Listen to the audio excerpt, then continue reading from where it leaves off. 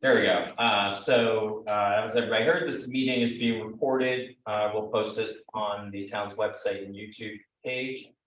Feel free to send me chats. You can message me directly if you have any questions or concerns or wish to say something.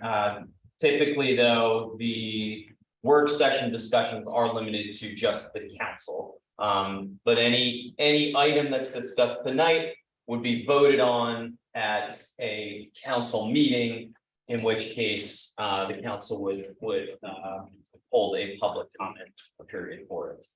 And last but not least, if the meeting gets interrupted and we can't carry on, I'll close the meeting, disseminate a new link, and we will carry on as best we can from the moment. Thank you. Okay, thank you. Okay, now we'll turn it over to our distinguished council. Thank you, Mr. Mayor. Like to start with LED streetlights. And you just give us a brief summary of the options and where we currently stand. Yeah, so I won't rehash everything from the last meeting. The council was sort of considering the option. I think the options for the intersections and then options for non-intersections. I had made a recommendation. The Environment Committee had also offered a recommendation. And the council tabled the discussion with the idea of putting it back on the table at the July meeting to make a decision forward from there. Colbert's finishing trimming of trees this week on Friday, but made sure that the lights around the pilot lights are not obstructing the light. And so I think I'm happy to, get into it further, but I think that sort of sets the table for where we left off. Okay, so what you're looking from the council is guidance you can proceed with Petco on ordering the lights. Yeah, I think my understanding of last month's meeting, so anybody feel free to correct me if I'm wrong, but I think the council wanted to discuss in a little bit more detail so that we could advertise at our July meeting what we were voting on, so the council could be the ones to ultimately make the decision of our selection of streetlights. Can I add something? Steve, I don't think you were here at the last meeting. So I think it was Debbie and Shannon who said that they would like the areas or the streets where the demos are, the trees to be trimmed so that you can do a full assessment. And so that was the next step, was to kind of get those trees trimmed. And then we would go back and look at those lights and then make a call. Matt's proposal was 70, 100, maybe 150 at intersections. I think Bart and others are suggested going for the lowest wattage, which is 50, 70, 50, 100. We didn't arrive at a view, but it was to go at the lowest wattage, and we, didn't conclude which direction we want to take following that discussion. I think that's what happened last time. So the starting point would be, I don't know if Debbie and Shannon had a chance to go back and. I haven't, I just, when I read all the notes today, I just realized that the trimming was done, so it's now time to go back. But I thought, well, this is okay, this we're not gonna do until July, so. Okay, yeah, so then that's the next step. Right. And I think then we need to give Matt some direction on his proposal. I think that's what it was. I will say I went around to the lights in daylight, and the lights are now in the clear, so they should in fact get a decent distribution of light on the street and sidewalk. I just wonder if we all just don't wanna pick a date by that we went and we looked at them in the dark and then report back. I would be in favor of that. You can do it together, or just do it by that. Just do it by that day. Yeah. If you wanna put it like in a week, we all make Agreed. our way around the lights, I think we could do that. Without- By next Tuesday. Yeah, by next Tuesday, we've all looked at the lights and then we report back. To Matt, to all of us, Paul. Shannon is unmuted. Yeah, that works for me. So reporting back to Matt. To inform Matt's. Recommendation that he will then present to the council for us to vote on at the next. Regular meeting, is that the plan? Just want to make sure. Yeah, I we're think all so. aligned. Yeah, that's. Well, remember, it was tabled to the next meeting, but if you decide you don't want to You wanted more make the discussion. vote, you You can, can table it, you can but table it again. I want to move ahead. Yeah, Matt will lose his mind, but you can keep it. no, I think we needed to do this one step, and then I think we need to move. We need to- How much more can we learn? One other thing I want to bring up in the discussion is that we have more traveled streets and less traveled streets. So Dorset is our main drag and is heavily traveled. And we may want to consider having brighter lights on Dorset than on other streets. Just that's something else to consider in moving that along. Okay, thank you. Can I just ask a quick question? So Matt, was it hard? Like, did they find that they had to trim a lot of the trees in order to kind of clear the space? No, there's not, there isn't too much that needs to be done further. It's, I mean. I think that. Partially, expectations maybe need to be tempered a little bit because, if there's a tree directly next to it. There will still be some branches, so it's not gonna always be a matter of. All around the street light, you have 100% unobstructed light. But the idea should be in the street, beneath the street light, there should be unobstructed light. Okay, but as of now, it's all of the trees have been trimmed. Around Yeah, the all whole site. Pilot light. Yes, around the pilot lights, they've all been trimmed, yeah. Okay, great. Okay, so Debbie's deadline is by next Tuesday, Tuesday, sorry. and we write a note to Matt, Okay, copy it to, this is a good plan. No, Okay. Just read, Matt. okay, to Matt, okay. All right. Great. A quick question on this, on these agenda items. Some of them seem more long-term pieces. And some of them seem to be more for the next meeting. What are for the next meeting? That's an excellent point. So the next meeting, The only thing I had tentatively thought for the next meeting would be the streetlights. The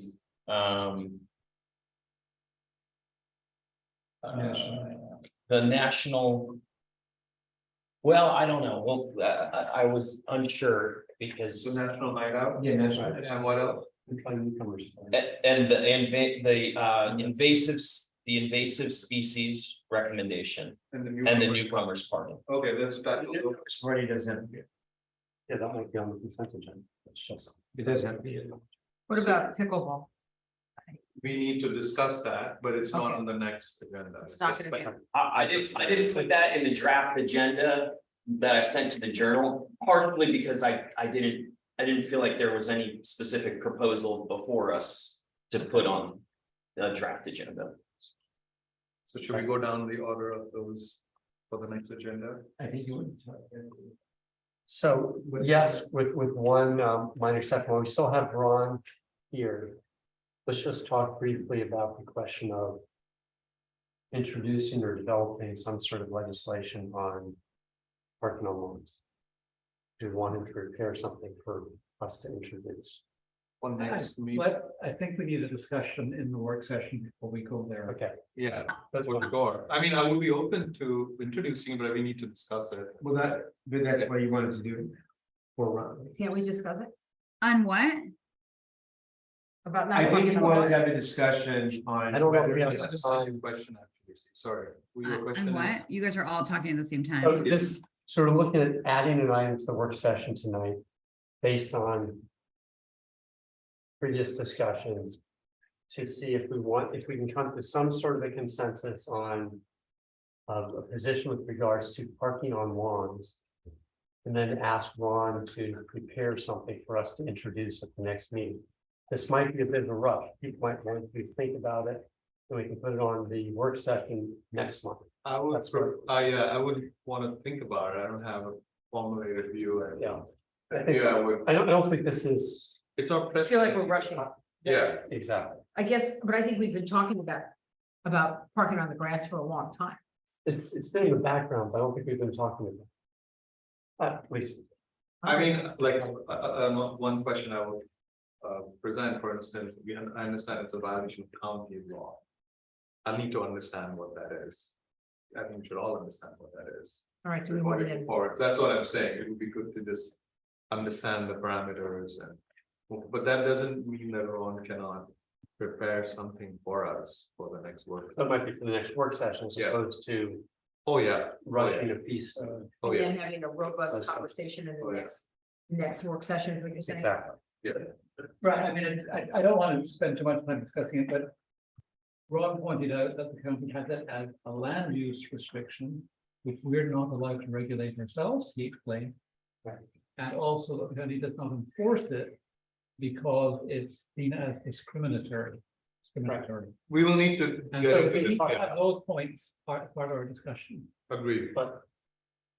Something that the county is not looking at, but we can, is things like stormwater management. I mean, park a vehicle on the lawn, compacts the lawn. It's just, it's not good for lawn. If you want to put in a driveway, well, now you have more than 150 square feet, so now it requires Kind of feel- mitigation. Yeah. There are no, things that we but can I think. consider. But I think that's that would be next a case for this. I think before we even get there, it would be good to just understand. You know, what's up and what are the county rules and just get our minds around that. So we'll put that on the agenda for next month. Thank you. And Ron, if you can just do a little bit more research. And be able to, you know, inform some of our discussions next month, that'd be great. Yeah, definitely on the county rules and why they haven't enforced, a bit more color what you already shared with us. So then should we do the next month's agenda as Matt? Exactly, so let's, What was So- it, Matt? so the next item that's here would be the Environment Committee recommendation, ban on invasive plant species in new construction. This is a proposal to introduce a ban next month. Yeah, this is whether you want, this is, so you have a discussion on whether you want to ask Ron to draft something to introduce. And in July, the July. meeting? Whatever you. Whatever, decide. whenever, Yeah. okay. Whatever you So decide. this is, we have a prepared recommendation from the Environment Committee. So I have a question. I read their piece and my only question was, why aren't we not allowing planting of invasive plants throughout the town? Why isn't that a general thing? Can we do that? Sounds like it's important. I think the issue I could see there is more an enforcement issue, and so then. Just thinking about the process of, would people then apply whenever they do landscaping to know that? Or if they violate, how do we know that they violated if we're not going onto their property if it's not an open permit? Well, let's just say we can't enforce it. But by saying it's banned, it at least gets people to think about it, like I never would have thought about this. All right, so now I would be more cognizant of, wow, I need to be careful when I'm planting, they're not being invasive species, because it's bad for my neighbors, my community, blah, blah, blah. So I don't think it's bad to put this on the books if you can't do this. If it's truly bad for our environment. Well, I mean, at the same time, you know, it's not like we can start banning people from drinking out of, or non-recycling, or, you know, it's like, when does that stop? I think this is different, Shannon. I think, yeah, some of our neighbors don't compost and don't recycle. But, you know, I think if we're telling developers and people about a new build, they can't put invasive plants in, why should I be able to do that? You know, What Matt said is correct, that it is impossible for us to enforce something like that. So there is a really no sense in writing code which we can't enforce. What we can do is enforce it at permit approval stage on new construction. And that's also sending a message to residents at the same time, I think. That invasives are bad, and they are bad. I mean, quickly through, so we all know, first of all, invasives will take over your lawn and your yard, and that's not a good idea. Bamboo is awful, in fact. And is known as a class 2 invasive, which is that it's not sold anymore, legally cannot be sold. But there's plenty of bamboo in our town. Now, why they're also bad is that they are not native plants. And that means that the insects that are native insects basically won't lay their eggs on those plants. They don't. So as invasives take over, so we lose our native insects. That's what it boils down to. Right. Well, I think Debbie agrees. That's why she wants. So to be more basically, so aggressive. we all know that. That's why invasives are bad. All right. Question, Steve, is, do we have a clear understanding of definition of invasive species? Is it a bounded definition? I saw the links there, because normally these things, new things are added, things are removed. Right, it would be good to understand that it's a bounded definition. So that's a great question. And actually, I believe that the terminology used by the Environment Committee is not quite correct. I've gone through Montgomery County Weed Warrior training. Which has been very interesting. I believe that, I see you in your front here. And then, I'm attacking the weeds, and yes, yeah. The correct term is non-native invasives. They're referred to as NNIs, and there is a very specific list. I think that would- description of them. Training information. Send that around. So I'll provide that to Matt so he can distribute. I think. My perspective for starters, I think this is a great start. I think it's a great initiative. I think if the town wanted to expand it to everyone in the town, we could do so at a later date. This is a recommendation from the Environment Committee that makes sense to me. The only other treat I'd recommend beyond going from invasive to non-native invasive is this just talks about new construction in a very generic term. But actually, we have some pretty significant construction projects that come to us with permit applications, but because they're not tearing down more than 33.5% of the walls or whatever, it doesn't count as R60 infill, but still significant construction. They still provide landscaping information. I would think that we could extend this requirement to those applications too. And Matt, can you help me with the description of those? Like, Yeah, I talked to Tolbert a little bit about this today, actually, and what we were sort of thinking about how implementation could or might happen, and his thought process would be that if it's a construction project that's large enough that requires landscaping plan, that the landscaping plan would only be approved with, a list of native species that we. Which we would approve. provide before they provide the landscape. Exactly, and then he Okay. could do, the check at the end of it, that. I have an enforcement related question, just to look at it totally. So let's say there's a new construction. Damage between existing homes. The existing homes have. Non-native invasive species. Now we have said to the new construction, you cannot have it. Whereas there, whatever English ivy is growing into their yards, does that matter, or? What do we do about that? And does that create any legal sort of, a legal situation where they might say, hey, how are you making us do this? Where these guys clearly have, by definition, invasive means it will spread. Right, and a good example is English ivy. So if a neighbor has English ivy and you're doing a new construction and that English ivy creeps into the new construction. Which it does, English It ivy in does. particular, so. What does that mean? then this- Ron, did you Right. follow that? Yes, yeah, I did. So, it's similar to, I think, the grandfathering issue we've discussed in the past. Well, first, you'd need a governmental reason why you're banning invasive plant species, which you have as set forth in the memo.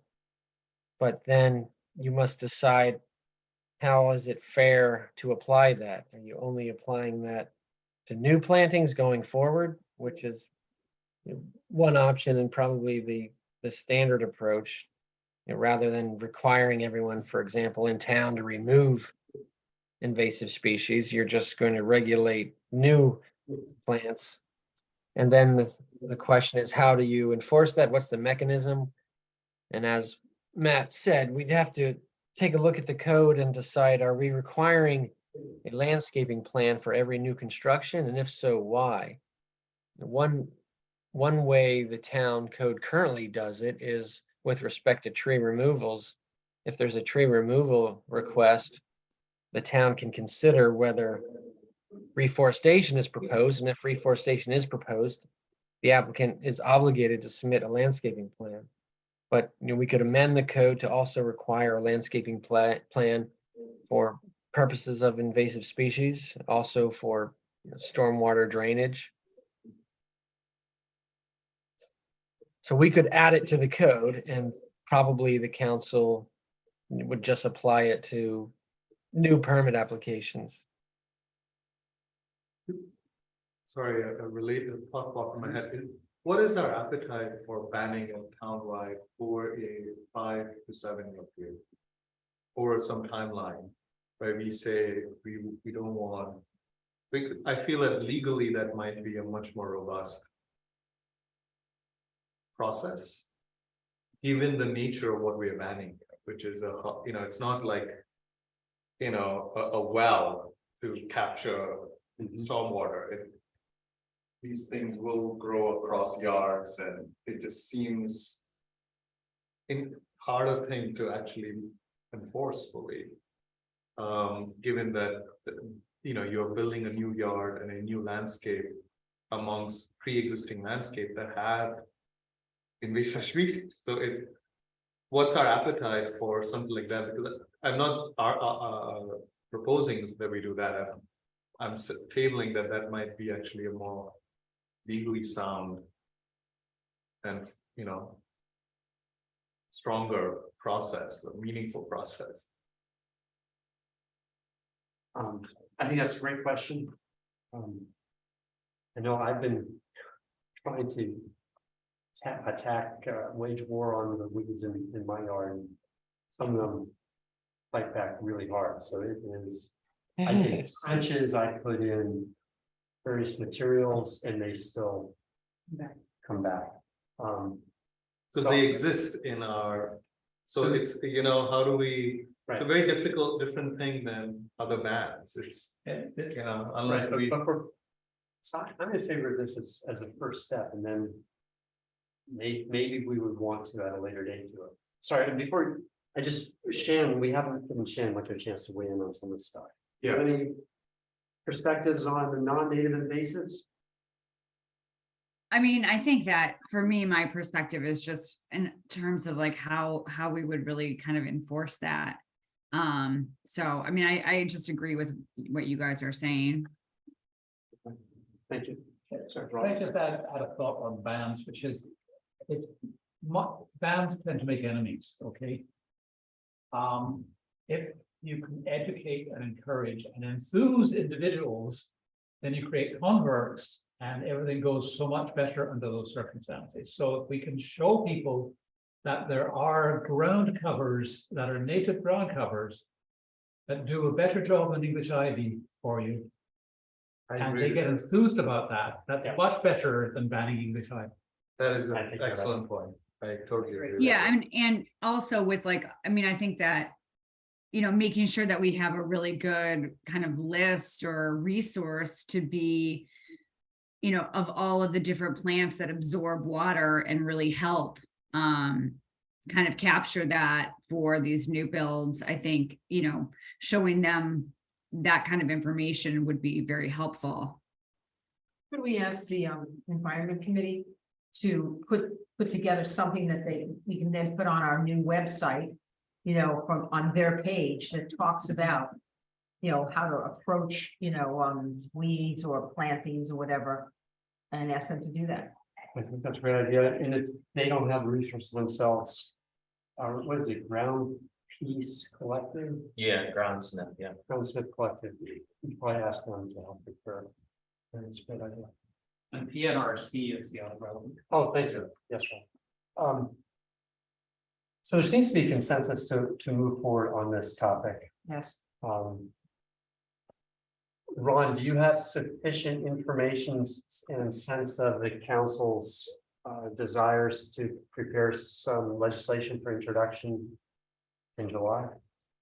Yes, I think so. So would that be a requirement for new construction, that new construction must be accompanied by a landscape plan, and the council would then, as part of a new construction permit, review the landscaping plan to confirm the absence of invasive species?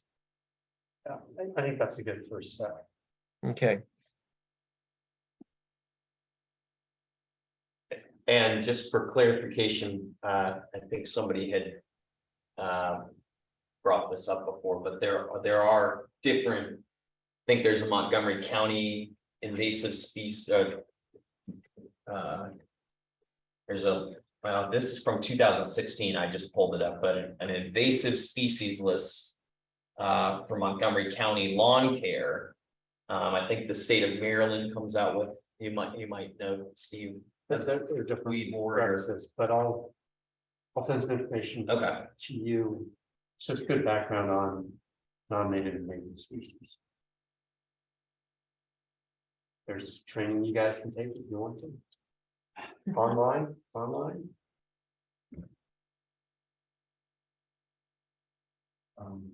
Okay, great. Next item, very brief, the newcomer party. Are folks okay with September 10th? Are there any issues with September 10th? There's one possible issue. If we end up closing the pool the week before, then they can't have their party there. We talked last time about possibly being on call to possibly close. But the recommendation is just for the day, so if the pool is enough. Okay, just to know that we have. You're right, yeah. Okay, all right, just, I do know, Jim. the only thing I would mention is just that the pool committee did discuss this topic, and they voted to recommend Saturday to the newcomers committee. Right, The newcomers committee considered that, and they decided to go ahead with Sunday, but I just wanted to bring that up.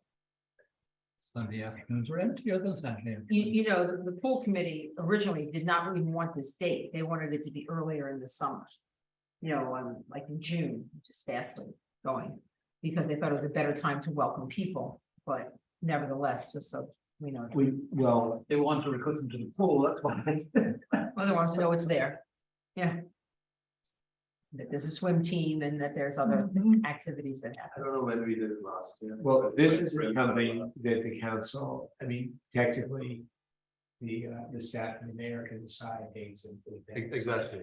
But given that one committee recommended one thing, and then the newcomers committee, which is in their mission, recommended we can. That's why it will be on the agenda, but it's up to you to decide. Oh, I think we go with it. Yeah. I think This is what the newcomer committee wants. Let's just do it. When we Can can we debate tell you now, and you don't need to. No. But But you just no, go not and because, decide. because there is a process, but All right. so it'll be on the agenda, then people have the opportunity, anyone who opposes it has the opportunity to lobby you in the meantime. And that's what the process, that's what democracy is all about. Is it?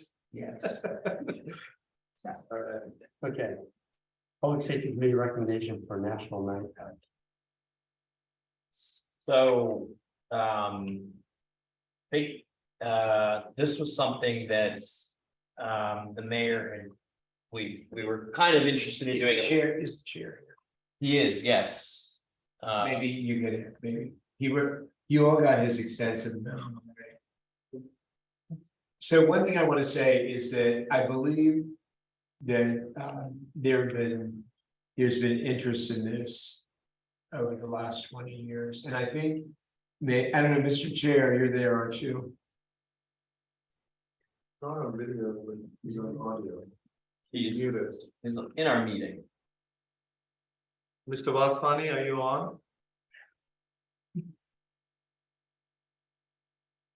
Hello. Well, he just messaged me and said he didn't have his microphone. Does he want us to call Could you just do a brief description of what the proposal is? Yeah, I mean, the one thing I will note that is that the recommendation was to hold an event in 2024. I think that, and Shannon, you might know as well, I don't know if this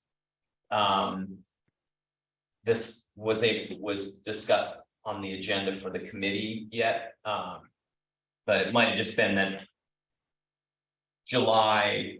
early July was maybe too ambitious for this year, but that we wanted to put it on our calendar for next year and start to think about it and plan for it. Does that sound right, or do you know about that? I'm Sorry to not, put you on I the know spot. that we talked, I know we talked about that the same thing last year, about this year. But I think that the National Night Out is what, in August, and it feels a little ambitious. I don't want to speak for Kumar because I was not at the last meeting, but I think he was suggesting a later date than trying to do it for this August. Well, there's no reason not to put it on the agenda, and then if you decide that you want to do it this year, you have about 3 weeks to. I agree. I think it's a great idea. We can put it on the agenda, you guys can figure out the date. Okay.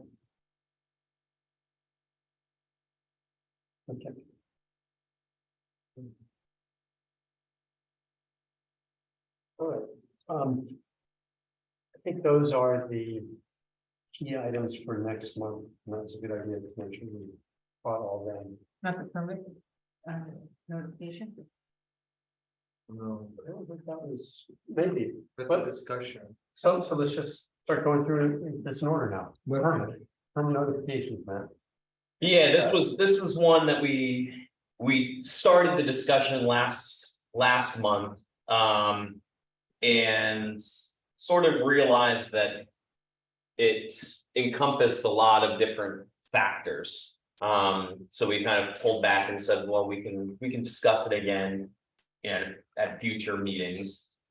But in essence, it boils down to that we do have in our code that it requires an applicant to get certification that before submitting the application, they provided to adjoining and confronting property owners or occupants of the property a reasonable opportunity to inspect the plans and a notice on the town's process for hearing permit applications. We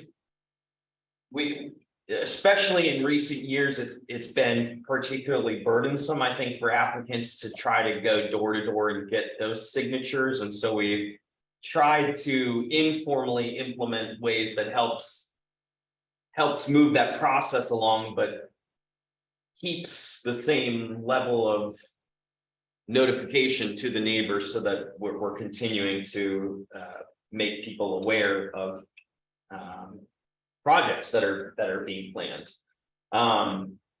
But so that's kind of the crux of it is, do we want to, might it make sense to, instead of putting the burden on the applicant, to standardize it and centralize it with the town hall so that we can send it to, relevant neighbors. I started to get a sense of what our neighboring municipalities did. I think we are the only one, for whatever it's worth, we're the only one that requires applicants to get notification from neighbors. There's kind of a mix of the municipality informing people.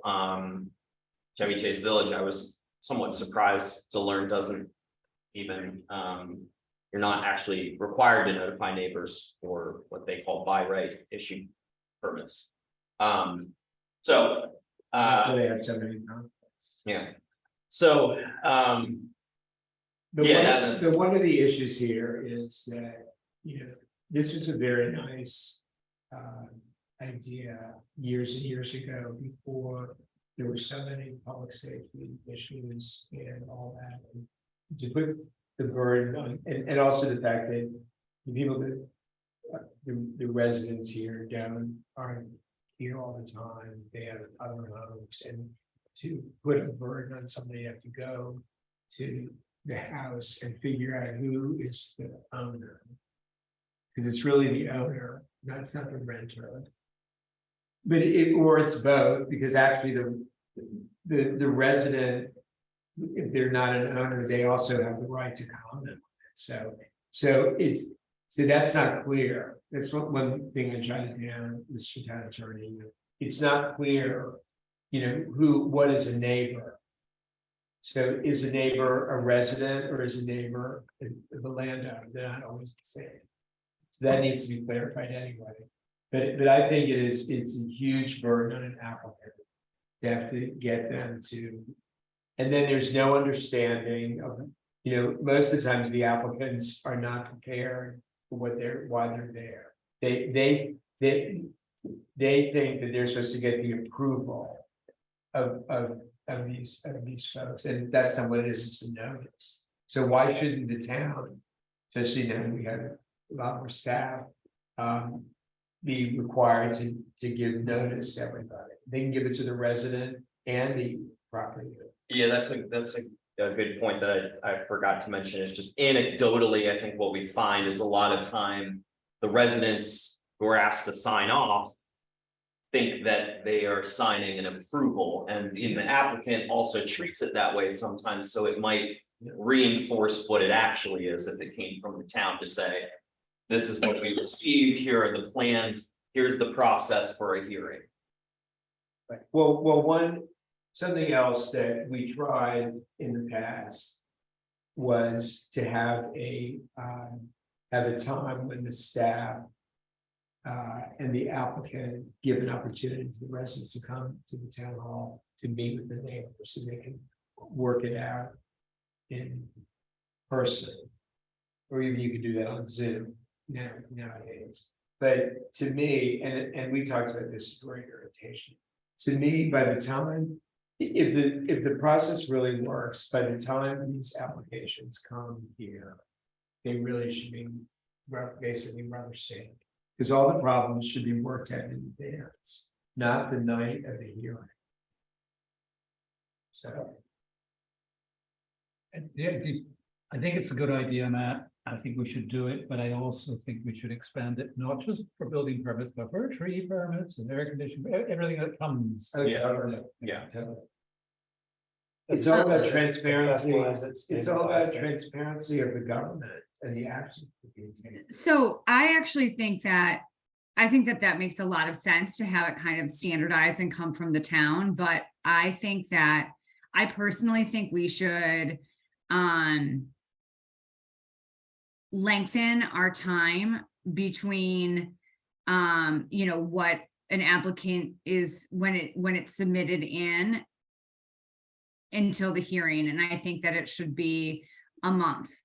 And instead of this kind of, maybe we'll find out by the 15th if they can be on for the next work set or for the next meeting, because with people out of town and depending on when that notice is given to the neighbors, I mean, these neighbors have very little time to try to navigate looking at these plans and figuring out what they mean and, all of the things that are kind of involved with that. And I think that by the 15th of the month, it's too late for a lot of these people. And I think that we should try to lengthen that time. It's an interesting idea. Which of course the applicants are gonna say is a burden, so that's something you discuss. Well, I mean, No, they have and- burdens already with Montgomery agree. County, I agree. Montgomery County I agree. takes forever for this stuff, so. I'm not disagreeing with you, I was just throwing that out there. But also, to add to your point, and this is a point you brought up before, is there should be a requirement about a second notice when there's substantial changes. So when you come, remember when you have these meetings and then you make a decision that there needs to be some changes and then come back. Right, Councilmember Rovak? Yeah. To yeah. make sure that by the time it's voted on, that all of the neighbors or anybody, it's not only neighbors that are interested in these things, it's actually everybody in the town. Yeah, In totally. certain cases, to make sure that they're familiar with what is the final extent of the application of the proposal. Yeah, yeah. Because a and lot of I mean, times it changes from the time that they submit it to the time that you're voting on. it. And I don't think there's any requirement, isn't it true, y'all, that had the final product has to be noticed to everybody. It isn't in our code. I remember that coming up actually before, and I agree that it should be in our code. I mean, just look at the last application that we Yeah, you approved. brought this up. Quite different from the original plan. Did the neighbors know that? So that's the point, that we should require that when there are changes, they notify the neighbor, or we, if this happens, we notify the neighbor of the change. Jeffrey, you were explaining the origins of this. What? Could we go back to why is there a notification in the first place? Why are neighbors being notified? I can't hear what you're saying. Then why is there a notification in the first place? Why are neighbors being notified? So they know what's going on, so they have the opportunity to come in and see and comment. And come and be engaged in the process. And we can listen to their views. I see. The way the county does it, the way a lot of places do it, as you notice, like on the property, there's a required sign, Yes, right? yes. But that doesn't mean that the neighbors notice the sign or the area property, what happens if it's in a part of town where everybody is tenant occupied, Got it. then they Got it. don't. Then the other question I have is that this is the challenge I feel we have is that if it's in compliance with the code, we have very little leeway to change things, even if neighbors are weighing in. And we have very limited leeway, I would say. So when we give the notification, are we saying there's a neighbors will respond, but there's only very limited things we can do if it's in compliance with the code. So, Well, but I mean, you have situations where, someone is trying to take down 10 trees or, that would and be in violation of the code, right? right. So like, That is- those are circumstances that not everything not everything, or the stuff that comes to us does violate the code in those instances. I see, okay. So you're saying it might be an opportunity to surface if there is a violation of the code. Yeah, I mean, because Yeah. we don't, not everyone knows, I mean, stormwater management, for example. There's a code in there, but there's just different circumstances that kind of come in with that. And, we've all seen that it's kind of left up into interpretation as to how to mitigate the stormwater management. When people take down that many trees, it impacts the whole thing, but that's something that we, I think, as a council can look at. And, I think the neighbors do care about those kind of issues. Maybe some don't and some do. But I do think that the ones that do should have proper notification, especially when it is next to their house. And, you know, there's certain circumstances when they share a driveway and all of those kind of things. And a lot of times, if it's a developer, they don't always get back to the neighbors and give them the updated plans. And so they really rely on the town to kind of help a little and notify them that these things are going on. And, you know, so then we really have to be diligent to do that. And it's, you know, it's definitely, I think, something that people do care about. Yeah, no, I agree that people, I was just thinking, what do we do with the information? But And then I the, mean, I had a quick related question is when if the town gives a notification. Then what will be in the notification? That there is a construction and there's a hearing? And then is the town staff on the hook to then correspond with neighbors and answer their questions on the permit application, share? You know what I mean? Like, do they become the, Well, they are, Clarify. they are, They're already doing they are on it. I mean, they already do now. And I think that you have to send the application, the full application. Yeah, I mean, we haven't gone far enough down the road for me to have a fully fleshed out proposal, but I mean, I would, what I was thinking was essentially a template notice that goes out that says, dear residents, the property owners at this address have applied for X, Y, and Z under the town code. The town staff is currently reviewing the permit application. And the council is expected to hear it at the council hearing on this date. If you have any comments, please send it to here. If you'd like to see full-size copy of the plans, please give the town hall a call so we can organize a time for you to come in and take a look at them. I think that's. And then also probably the applicants like information on there too. so Yes, that right. If people have questions, they can reach out directly to the people that are submitting the application and kind of foster that dialogue as well. Because yeah, we don't want to be funneling questions back and forth. yeah, exactly. But I think it sets it up in a more professional way to have it come from the town. Especially since right now it's just so hard to get information to people and, you know, knocking on doors, no one wants to answer their doors and, you know, all that, so. We also have and that's a great point, because we also have the difficulty where there's sometimes where the applicant will say, well, I went 3 different times and then I emailed, they never answered. And then, you know, we've had an instance where somebody said, well, I was never notified. But the applicant is saying, well, what else should I have done here? So this, if we standardize it, we say it was sent on this date or, you know, hand delivered to the front door. You can show that. I recommend that you use email delivery as your primary source with the physical copy of the backup to it, rather than thinking of the physical copy as the backup source, because so many residents are not in their homes for good parts of the year, but they are looking at their email. Okay. Okay, great discussion.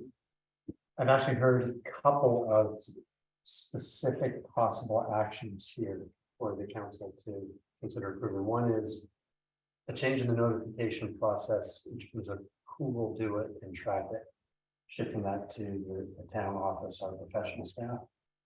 And what I'm hearing is complete consensus support for that.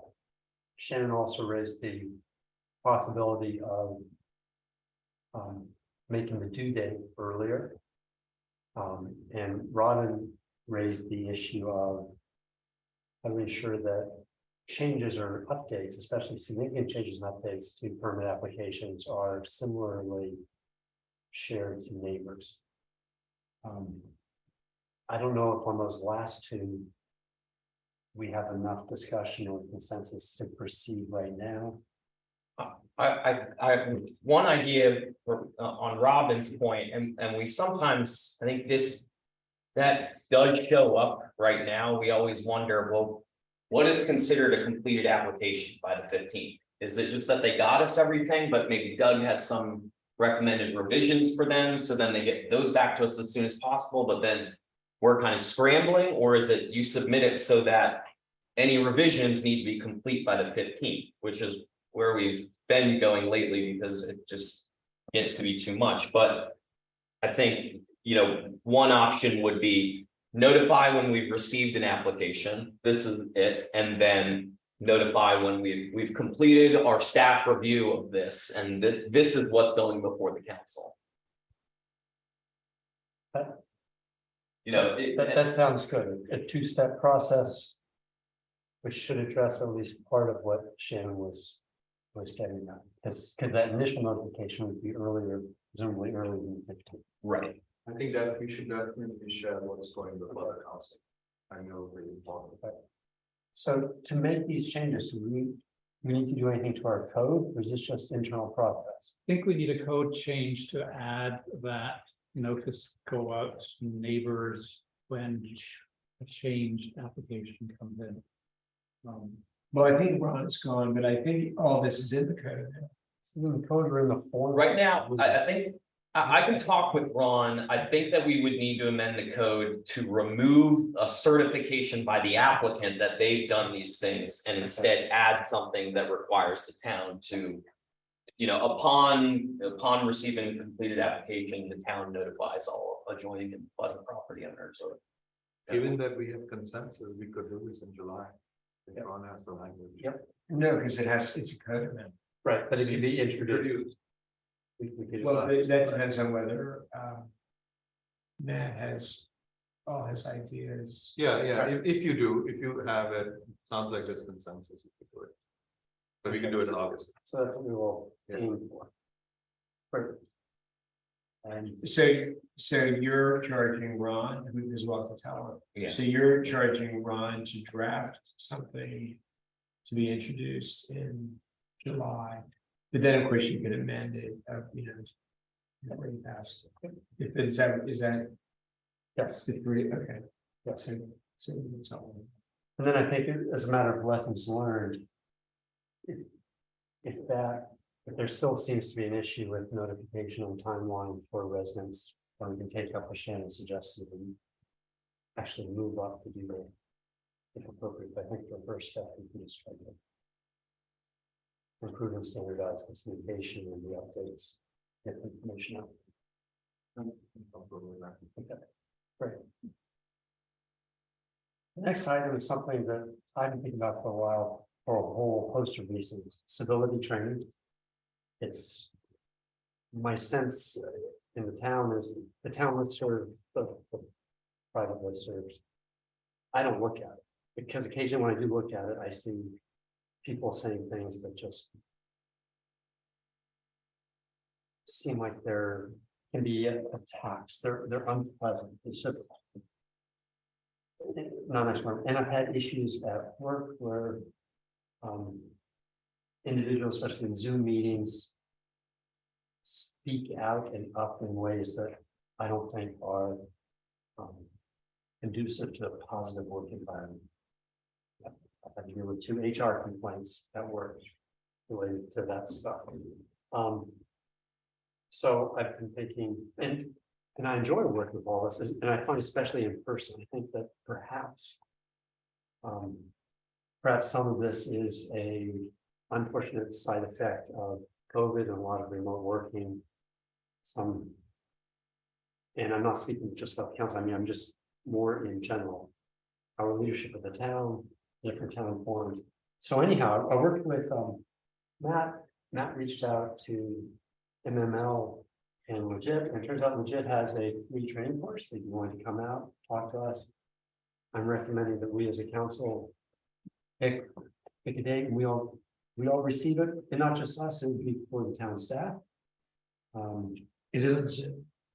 Yeah, well, I don't know, listen, is in person.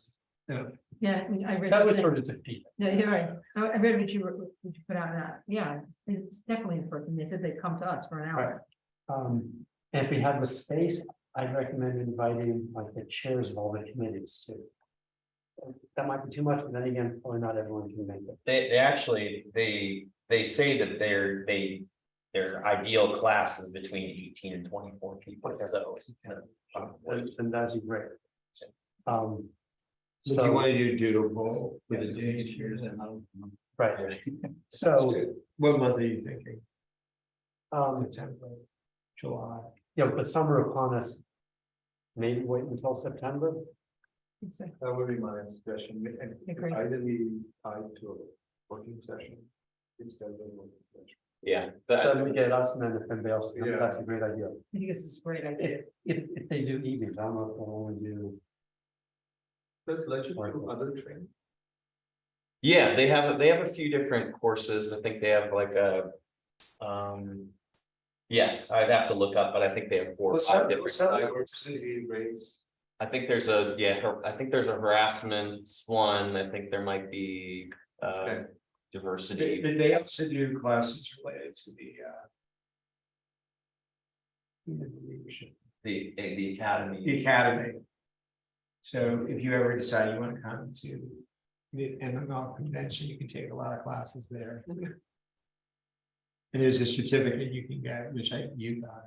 Yeah. Who's going Probably there? EJ can get. Who's going to the MML convention next week? I'm going myself. Oh, good. Anybody else? I am. Good. I'll I see might you there. see you there. All right. This is next week. It's next week. Yes. You're going, Jeffrey, yeah? Oh, I love this idea. I Okay. think this is long overdue, I think in this town. Yeah, so I've gone through about 2/3 of the training for that excellence in government, through the academy, through the MMLs. Really, some very interesting presentations, skill sets. I think my personal interests are shifting a bit from town government to volunteer EMT. So that's taking up more of my time. The last 2 Saturdays, I've been dressed up in full encapsulated gear, learning hazmat response to decontamination. Kind of So you know who to call. interesting. Don't get confused and come to council wearing that. But to Councilor. out fire in the way. To Councilor Kumar's point, legit has a conference every year. Yes. Which we can all go to for free. Yep. And they have classes there. Yeah, they So usually make sure do you- 2 classes. So make sure you. Well, we're paying for it. I know. Fees. Nothing is free. All right, making progress. Building height. This is a topic that I think several of us have specifically talked about as a potential area for specific town regulations. The observation I would make before we even dig into it is as the town has increased regulations in some areas, I have heard at least 2 different building contractors explain they couldn't possibly meet these regulations. They have to get a variance because of the exceptional circumstances of space. And after going back and forth them for a couple months, they have actually produced permit applications that do not require variances. And I use that as a lead in just to say, because I think the current regulation is essentially 30 feet defined by different parameters of shape of the roof, but That's the county. and we don't have a town, so that it's the county that applies. If we want to either lower the height or change the parameters at which that height is applied, for example, the house of the Greystone, like the elevator structure that sticks up, that does not count against the height. The height. But we could say, and we don't allow anything over the chimney or just putting that, I think, just start. And I saw you on your head, maybe we'll start the discussion with you. What are your thoughts on building? Oh, I think this conversation is long overdue. And I think the house on Greystone is what brought it to the fore. Because people were like, how can we have such a tall house? But I've gone by several other houses in the neighborhood going, how come we have such a tall house? So I think it is time for us to study this and figure out what's appropriate for our neighborhood. So I'm all for this. Okay, thank you. Shannon, you just go around. What do you think about building height? Because right now, I'm sorry, I couldn't hear the intro. It's that we just follow Montgomery County, right? Yes. And what is the Montgomery County height? Doug's on the call, he might know offhand, I think it's 32 feet. Okay, I think that with our town geography. Or whatever, however you want to say the house makeup of the town, I think that. You know, there's streets that have taller houses on them and it looks, you know, normal, I guess. And then there's streets that have, you know, traditional, more mid-century modern one-story houses. And then you put a super tall house next to that. And that really looks out of place in that street and with that character. And so I do think that it matters, especially on those streets that tend to have the houses that are one stories. You know, and the other streets, I mean, I guess you can't really do it one way or the other, but I do think that there are circumstances where those houses look very out of character of our town. And so we should probably look at something like that. Thank you. Peter? Yeah, I mean, I agree with Debbie that this came to the foreground because of that. I don't want to single out anyone's home, but maybe that was where we, you know, paid attention to this issue. And I think it's 43 feet is what I remember. It's the height of that property. And so, you know, it was noticeably, and it is noticeably tall. So I think there's some worth investigating, and forming a view with the, you know, observations Shannon is making, that we may want to keep in mind that things look taller on certain streets versus other streets, but 43 feet might still be too tall for any street. And so there might be a reasonable height restriction that we can come up with, that we can enforce on our. Robin? Yeah, I was trying to incorporate the idea of what Shannon's really saying, which is that it depends on your neighbors as much as on the whole town. And can we come up with something like no more than 1 floor above the neighboring homes at the same height? I mean, you don't need to be worked out more than that, but so that you're specifying it in terms of the local context rather than an absolute measure of height. But I think we should do something. You know, that's a slippery slope, right? Because the next home is taller. Then it would just keep happening. I mean, They grow. We can write it out, no more than 1 floor above the smallest of the 6 homes around you, you know. We can make it tighter, just saying doing it that way, some way. Is taking in the local context, whereas an absolute height measure doesn't do that. I appreciate the principle. Do you want, are you asking the? I think Shannon wanted to get it. I had a quick question. Is that one house that we were talking about, is that house over Montgomery County's height restriction? No, Well, The elevator shaft, as Steve was saying in his introduction, is an exception to the Montgomery County height restriction. So that's what pushed it into the 40+ zone. Oh my gosh. Yeah. Okay, wow. And railings, and there are a few other, and chimneys don't count towards the height limit. But I mean, regardless, even the Montgomery County approved height restriction on that house with their neighbors on both sides that are low houses, that house would look very big, maybe not as tall as it looks now, but it would Yes. still look very tall just with Montgomery County restrictions. Yes.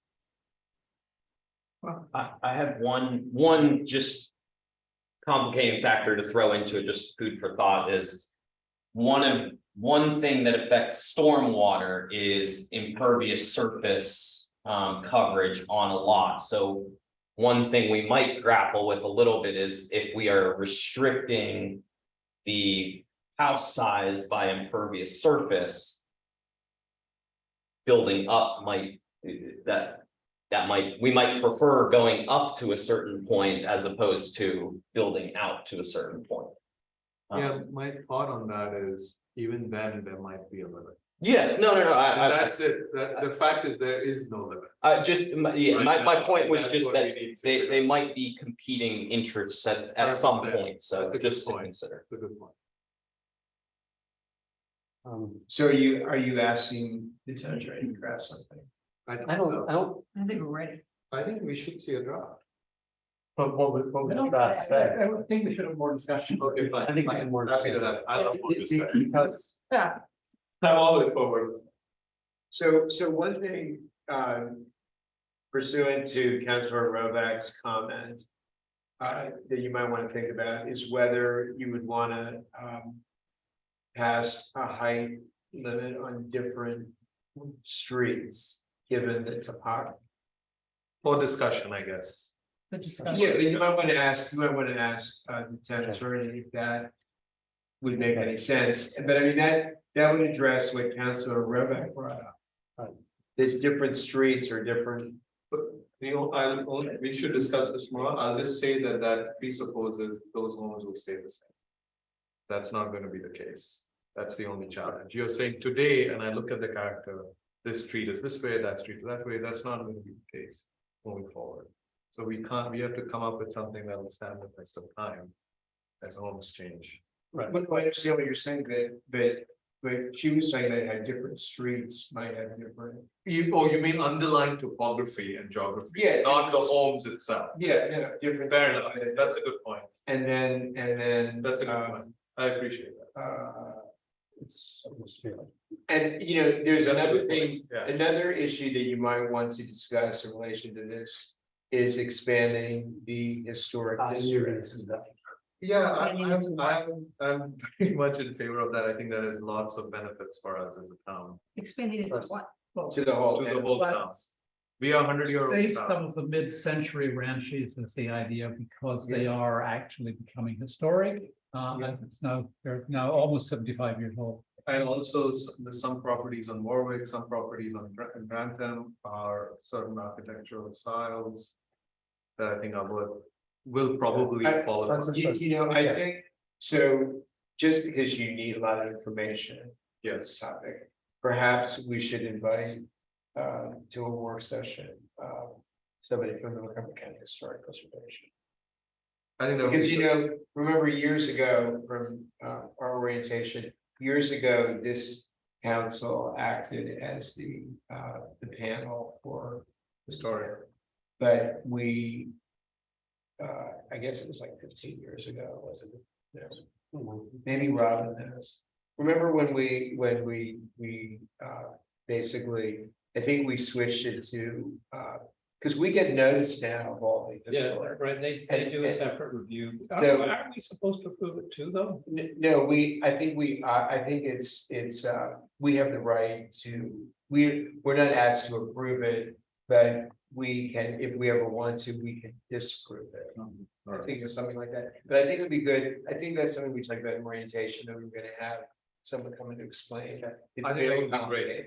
I think that would be Very great. complicated. Love complicated. So actually, I'm excited by the interest in building height. I'll take the action to pull together, work with Matt, pull together some information on the county regulations. So we have that as a clear reference. Well, and also any neighborhood. And thank you, and information on the neighboring jurisdictions. And then Matt will take a separate, a related action to set up a briefing on the historic district, how that all works. Great. Pickleball. Hey, our favorite time. Oh, it's almost 7:30. It's time to go. Yeah, we got time to talk, so I'll note that I biked past. Yes, I'd like to speak, I'd like 5 minutes, that's all, not if I can, say something. This isn't. Here. I'm sorry. On pickleball? This Yeah. isn't here. I couldn't hear you, Jeff. It's not a hearing, this was Jeff. I know It's that. a work session. Okay, I shouldn't say anything, okay. Well, we don't. Let us discuss first, okay? I'm sorry, I didn't hear you. We're gonna let us discuss it a bit first. Among okay? yourselves, move Yeah. yourself. No, you But can stay, you can listen. Stay here, yeah, okay.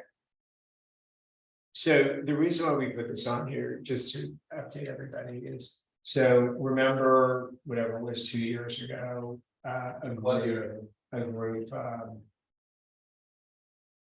led by, First chair, yeah, Richard, remember they wanted, they had a proposal to have a trial period of pickleball on the basketball court, and that was turned down. Right, they did a And- demo on the basketball. Right, and then it was left to me and Steve to come up with some idea. Which we left on the table because first of all, we never put in the budget to build a separate pickle. One idea was to put a separate pickleball court in near the pool, but we didn't put that in the budget. And then there was also an idea to have a pickleball trial period on the tennis court, which we never brought that forward. But in the meantime, the reason why we put it on the agenda today is because as you most of you probably know, there have been people playing pickleball on the court, which is a violation of the tennis rules. And then there was also some discussion among residents about why don't we have a trial period for pickleball there. Then I got a phone call from Ellen, but from our fantastic stormwater management chair, Ellen Klobuchar, who is not for tennis or pickleball. And she called me and she said that she would be sort of happy to take the lead on coming up with a proposal. And she also suggested to use the tennis, to have a trial period using the tennis court. But she also suggested that the staff get data on how much is the tennis court actually used. Because a lot of people say that it's not used all the time. And secondly, she and others are recommending that a survey of all residents be done on this issue. So I called Debbie, who's the liaison to the tennis committee, to report to her and say, that's all. And we haven't had a tennis, we haven't had a tennis committee. I'm the That's- liaison to the tennis club group, by the way. Oh, you are. Wait a minute, I thought you said she was. I'm sorry, and I. Okay, so then let's leave it to, that it's all to be yours, Shannon, it's all yours. Well, I think that. In my opinion, living across the street from the tennis courts, that it's not, the question is not whether or not we can, carve out time or whatnot for pickleball on the tennis courts or elsewhere in town. I mean, really, the question is the noise and the noise of disruption. If you read all of the countless articles about it, I mean, towns are really divided over it. And people are suing people are unhappy. And the fact of the matter is the noise is a different noise than what we're used to hearing. And there are significant amount of houses that go surround the tennis courts that have to deal with the tennis noise all the time as well. And so to me, it's not really as simple as, are the tennis courts being used or are they not being used? I think that the bigger issue is just all of the noise that surrounds it, and whether or not that's appropriate to add into our town, and at least like 1, 2, 3, 4, 5, 6, 7, 9, 10 houses that would be gravely affected by it. So let me just say, I forgot to add one other thing. I think something else that was in our thinking, Mr. President, is that pickleball is available at the YMCA. If And you're a pickle- member, And pickleball, well. no, you have to be a well, member. I'm just saying, so what was our Okay. thinking was, the reason why we sort of didn't pursue it. And now pickleball is available at One Life Fitness, and that's a big program, and I think that's where Bruce and others are playing there. Don't have to be a member So there. that's why we didn't, but in addition to whatever you decide you want to do with this idea. Is that there should be discussion on how is the staff supposed to enforce the illegal playing of pickleball on our tennis courts, which is a violation of the rules. Can I say something?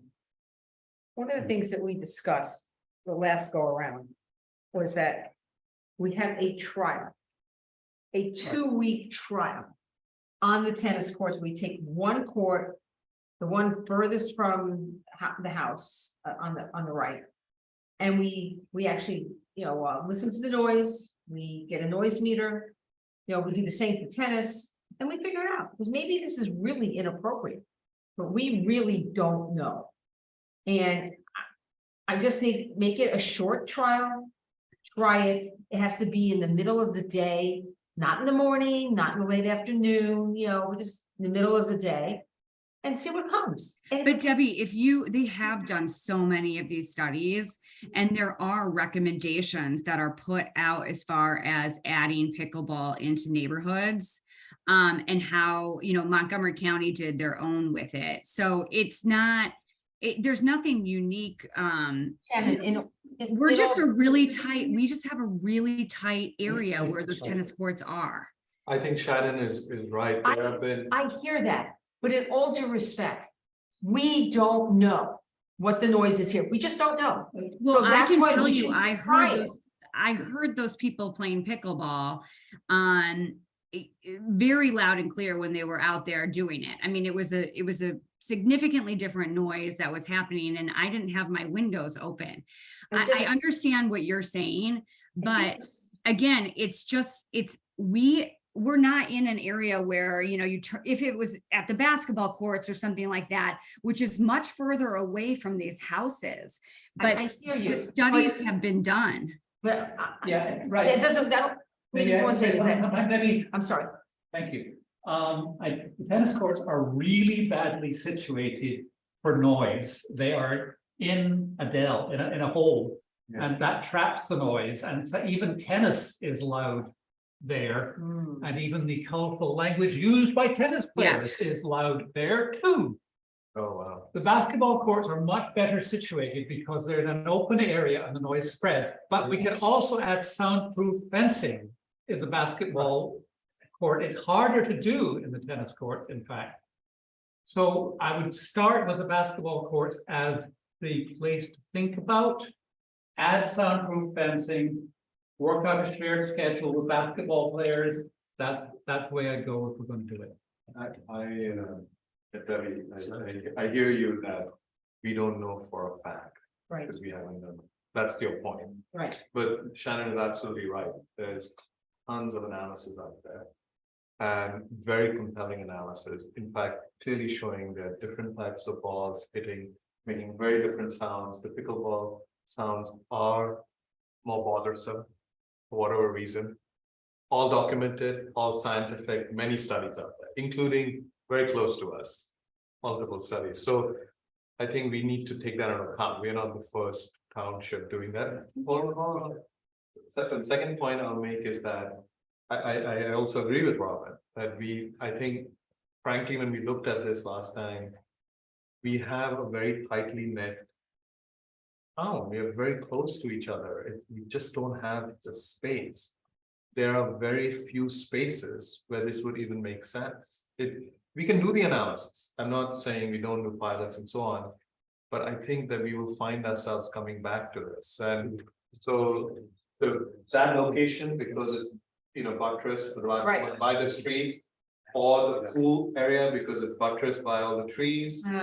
Maybe. That's a bad. After that, idea. I don't think we have a lot of locations, unfortunately. We talked about the basketball courts, and that was shot down for a lot of different reasons. But all I'm saying is, For the same reasons, for the sound it reasons. wasn't the sound.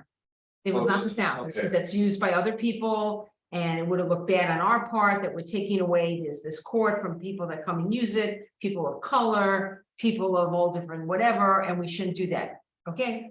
All I'm saying is we really don't know, and we have a lot of people in this town that have begged for this. So I when agree. we did a study, we tried it, and we say, hey, it doesn't work. Here's what we learned. Here's what we learned right here in our little cave out there. One last clarification. I just want to remind everyone that Kerry Wolford and the tennis committee submitted a pretty comprehensive and compelling proposal of why it doesn't make sense. Let's not forget that. Shannon is the liaison. I just want to table that. Because that was her following the process, the committee Yeah. following the process. And I appreciate what she did too. So I'm just that- saying, You know, and she, I think, also commented on the list, reminding everyone that they had done that.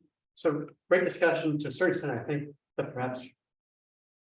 We're getting ahead of ourselves, we're going back over old ground. But if Ellen wants to chair a committee to. Right, that's what I'm saying. So the mayor offered a path forward that we haven't really discussed here, but I think it's a great idea. Ellen, Chair, Have Ellen share